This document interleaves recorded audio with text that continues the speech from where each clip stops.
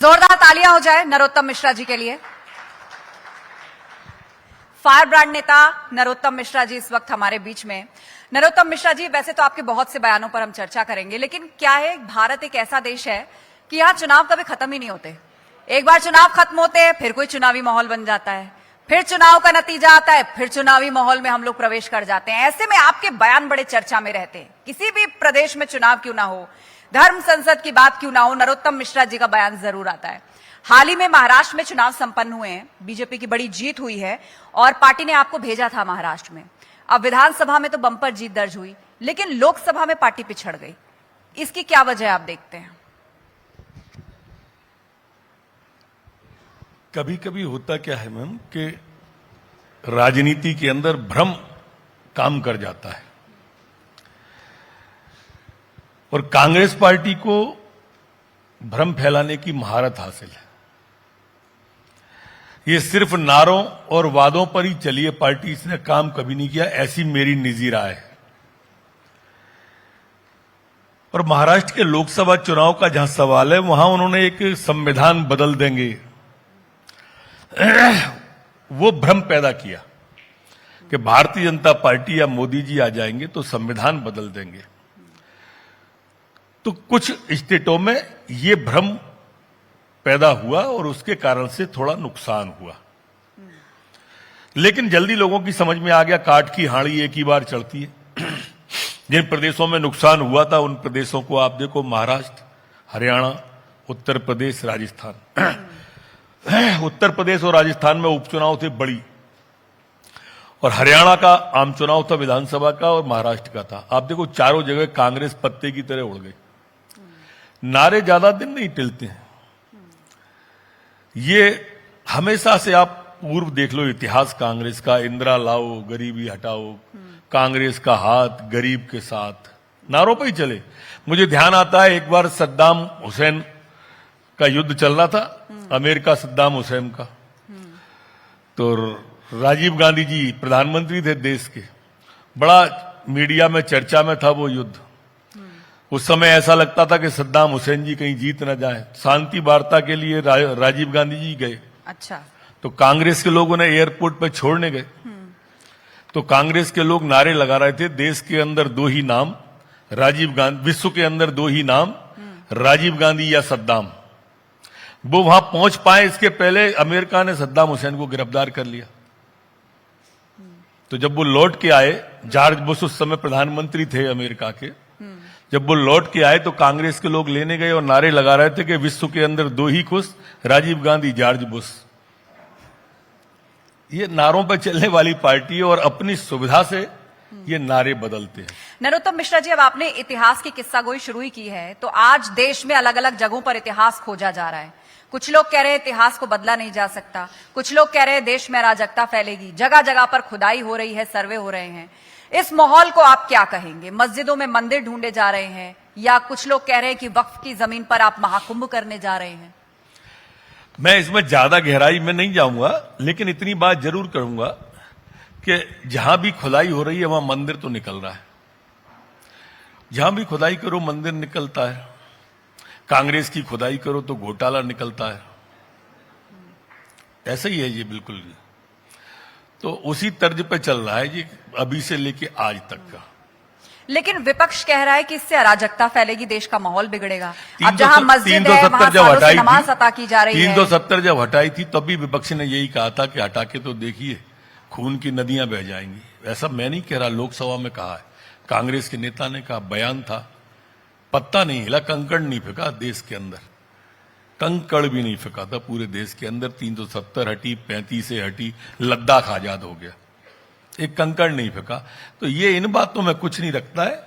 जो शाश्वत सत्य है उसको स्वीकारना चाहिए, मैं ऐसा मानता हूं, और यही सनातन कहता है।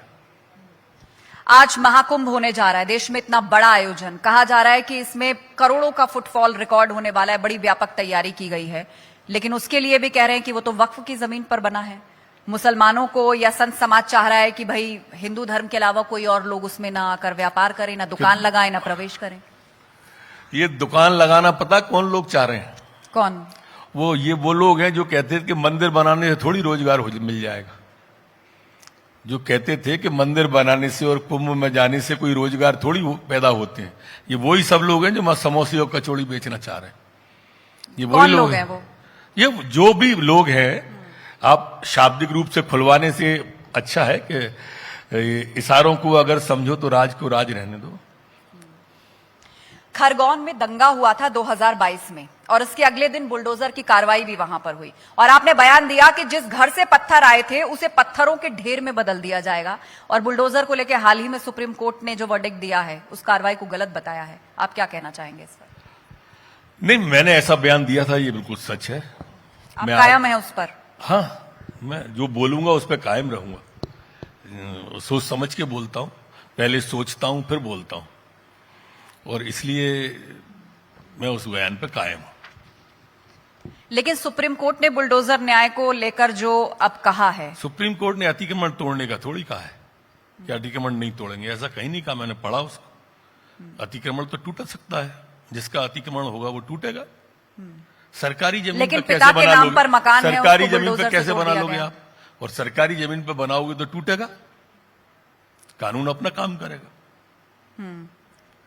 हिंदू राष्ट्र को लेकर अभी हाल ही में आपने पंडित धीरेन्द्र शास्त्री के साथ पदयात्रा की थी और आप भी उसमें शामिल हुए थे, तो अब ये हिंदू राष्ट्र की अवधारणा क्या है? मेरी मान्यता है कि पहले राष्ट्र उसके बाद कास्ट। जो लोग जाति में बांटना चाहते हैं वो गलत है। जो जाति जनगणना की बात करते हैं, मेरा मानना है कि जाति जनगणना हो, पर जो हिंदुस्तान के अंदर रह रहे हैं उन सब की हो। ऐसा नहीं हो कि सिर्फ हिंदुओं की ही हो, मुसलमान की भी जाति गणना होनी चाहिए। उसके लिए भी कहना चाहिए ना। और इसीलिए नारा दिए भी गए कि एक रहेंगे सेफ रहेंगे, बटेंगे तो कटेंगे। और मैं ऐसा मानता हूं कि जाति जनगणना की बात जो राहुल गांधी जी कर रहे हैं, वो अपने आप में वो खुद अपनी जाति नहीं बता पा रहे। वो तो कहते हैं दत्तात्रेय ब्राह्मण है। अच्छा चलो, आपकी बात अगर मान लूं, राहुल गांधी जी पिता का नाम राजीव गांधी जी, राजीव गांधी जी पिता का नाम आप बताइए। फिरोज खान। आप पूरा फैमिली ट्री एक्सप्लेन कर रहे हैं। फिरोज खान ना, फिरोज खान पिता का नाम जब्बार खान। ऐसा ही है ना ये क्रम पूरा। आप जो भी बता रही हो, मैं तो इस पूरी सीरीज को बता रहा हूं। ये सीरीज आप देखो ना, फिर बताओगे किस जाति के हैं। ऐसा ही है ना। लेकिन देश का अच्छा एक संविधान बात तो और अपनी बताओ, अपनी मेरी पूजा मेरे को करने आप की मेरा इजाजत सबको मेरा देता है। मार्गदर्शन भी करो कि नेहरू के पहले कौन सा नेहरू का परिवार था, नेहरू के बाद में कौन सा नेहरू जी का परिवार था, और नेहरू जी के बच्चे गांधी कैसे हो गए? गांधी जी ने टाइटल दिया था, स्वेच्छा से किसने दे टाइटल दिया था? किसने दे दिया था? इंदिरा गांधी जी। और अरे जब उनकी किसने शादी दिया था हुई थी- टाइटल? मैं वही तो कह रहा हूं, वो कैसे गए? अच्छा चलो मान लो ये हो गए, फिर बाकी के कहां गए? नेहरू खानदान तो होगा ना, चाचा ताऊ मामा फूफा। हम तो हिंदू है तो हमारे यहाँ चचिया सास, ममिया सास, पपुआ सास, फूफा जी, चाचा जी, मामा जी, काका जी, बहुत रिश्तों नातों की एक श्रृंखला है। चलिए फिलहाल राहुल गांधी पर ही रहते हैं और देश का संविधान सबको इजाजत देता है कि वो किसी भी इष्ट को माने, अपनी मर्जी से पूजा करे, और वो पार्लियामेंट के अंदर कहते भी हैं कि वो तपस्वी हैं और तपस्या करते कौन? हैं और उससे गर्मी आती है। राहुल गांधी। भाई ऐसे तपस्वी है तो पूरी कांग्रेस ऐसी तपस्वी बनी रहे, हमको क्या दिक्कत उससे? तपस्या करें जहां आराम। हम सहमत हैं उनसे, वो जाएं तपस्या पे, हम अभिनंदन करेंगे। अगर ऐसे ही रहेंगे और ऐसे ही चलेंगे तो कुछ दिन में जनता भेजेगी, प्रतीक्षा करें। आप देखिए पूरे विश्व के अंदर, भारत के अंदर सबसे बड़ा राजनीतिक दल, सबसे बड़ा राजनीतिक दल जिसकी सर्वाधिक स्टेटों में सरकार, राहुल और प्रियंका जी आने के बाद कुल 2 प्रदेशों में सरकार बची है। एक भैया की, एक बहन की, तीसरे प्रदेश में सरकार नहीं बची। एक कर्नाटक में, एक तेलंगाना में, बाकी जहां मिली जुली भी आ रही है ना, जैसे जम्मू कश्मीर में आई तो उनने मंत्री नहीं बनाया, ऐसे झारखंड में कर रहे हैं वो। तो ये स्थिति अब रसातल की ओर जा रही है, डूबता हुआ जहाज है। कब तक पूरा जाता है देखते हैं। मध्य प्रदेश में संगठन का चुनाव हो रहा है, क्या आपको इसमें कोई पद मिलने वाला है? मुझे तो नहीं लगता। लोग चर्चा कर रहे हैं कि आपकी अगली भूमिका अब क्या होगी। चर्चा में तो आप रखते हैं सबको, आपकी नजर में हूं तो सबकी नजर में हूं। आप शिवराज सरकार में मंत्री रहे और मोहन यादव की सरकार भी आप देख रहे हैं, दोनों में क्या फर्क नजर आता है आपको? उस सरकार में वो मंत्री था, अभी मैं बाहर हूं, तो सरकार का अंदाजा कैसे लगेगा? उसमें तो मंत्री था इसलिए लगाया। लेकिन व्यक्तिगत रूप से मैं जानता हूं कि मोहन यादव जी बहुत अच्छा काम कर रहे हैं, काफी सक्रिय। दीनदयाल जी का मंत्र उन्होंने अंगीकार किया, स्वीकार किया, चरैबेती का, इसलिए आप देखेंगे रोज दौरे पर रहते हैं, सतत चलते रहते हैं, और ये अच्छी बात है। आपको ज्वाइनिंग टोली का अध्यक्ष बनाया गया और आपने उसमें कमाल किया, लेकिन पुराने बीजेपी कार्यकर्ताओं को निराशा हुई, ऐसा हुआ कि आपको दिखी निराशा? मुझे तो अभी तक नहीं दिखी है, क्योंकि मैं मानता हूं कि बड़ा परिवार है और बड़े हृदय के पार्टी के कार्यकर्ता हैं, और सभी को समाहित कर लिया गया है, अंगीकार कर लिया गया है। कहीं से कोई ऐसी आवाज आ नहीं रही है। अगर आ रही हो तो थोड़ा आप मार्गदर्शन करेंगी तो मैं विस्तार से बताऊंगा। हाल ही में अभी विजयपुर उपचुनाव में बीजेपी हार गई और विजयपुर जो आपका गृह क्षेत्र है दतिया, उससे काफी करीब है, तो आप बता सकते हैं इस हार की वजह? काफी करीब नहीं है तो 200-250 किलोमीटर दूर, पर हार कोई भी हो, हार कोई भी हो, वो समीक्षा मांगती है, और हम आत्मचिंतन करने में विश्वास रखते हैं। आत्मचिंतन करेंगे और आगे कोई सीट हारी हुई आपको नहीं मिलेगी। हम आत्मविश्वास के साथ आगे बढ़ते हैं। जैसे 29 में से 29 जीत देश के अंदर बड़े प्रदेशों में हमने जीती है, ऐसी विश्वास के साथ अभी कह रहे हैं कि आगे भी जीतेंगे। आजकल एक चीज लोग बहुत नोटिस कर रहे हैं कि कोई भी बड़ा नेता अगर भोपाल आता है तो वो आपसे जरूर मिलता है। दरअसल मैं लगभग 30 साल एमएलए रहा हूं, 17 साल तक मंत्री था, तो उस दौर में मैं भी बहुत लोगों के यहां जाता था। अब वो मेरे यहां आ जाते, इतनी सी बात है। रिश्ते मेरे सबसे बहुत अच्छे हैं, सभी पार्टियों में अच्छे, और बहुत सम्मान करता हूं मैं सब नेताओं का। आपकी पार्टी में एक पूर्व महिला विधायक हैं, फिलहाल आपकी पार्टी से हैं, और अक्सर इशारों में आप पर आरोप भी लगाती रहती हैं। हम नाम नहीं ले रहे, आप समझ चुके होंगे कि किसकी बात यहां पर हो रही है। आप इन आरोपों पर क्या बोलेंगे? इशारे ही कर देंगे, कुछ करिए, इशारों का ही जवाब आपकी बात पहुंचेगी इस मंच से उन तक। इशारों में ही दे देंगे। वैसे ऐसा है नहीं, मैं बहुत सम्मान करता हूं सभी का, मैंने आपको इसके पहले भी बताया। और अब कुछ निजी जीवन से जुड़े सवाल आपसे कर लेते हैं। किसी भी तरह के कैसे भी करो। आपने सियासत का रास्ता क्यों चुना? बचपन से इसमें कब आ जाते हैं पता थोड़ी चलता है। छात्र राजनीति से सक्रिय रहे आप? हाँ, छात्र संघ का मैं प्रेसिडेंट था कॉलेज का, मैं यूनिवर्सिटी का जेएस था। छात्र संघ में वहां यूनिवर्सिटी का भी चुनाव लड़ा, यहां भी लड़ा, सहकारिता का लड़ा। अपने कॉलेज से निकलते ही 28-29 साल पे तो एमएलए बन गए थे। फिर लगातार चलती रही गाड़ी, यहां तक चले आए, आपके सामने बैठे हैं आपकी अदालत में।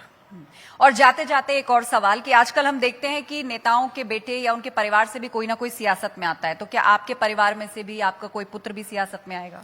मुझे नहीं लगता, अभी तो कोई संभावना नहीं है, और बाकी सब भविष्य के गर्त में है, पर आज की स्थिति में कोई ऐसी संभावना मुझे दिखाई नहीं देती।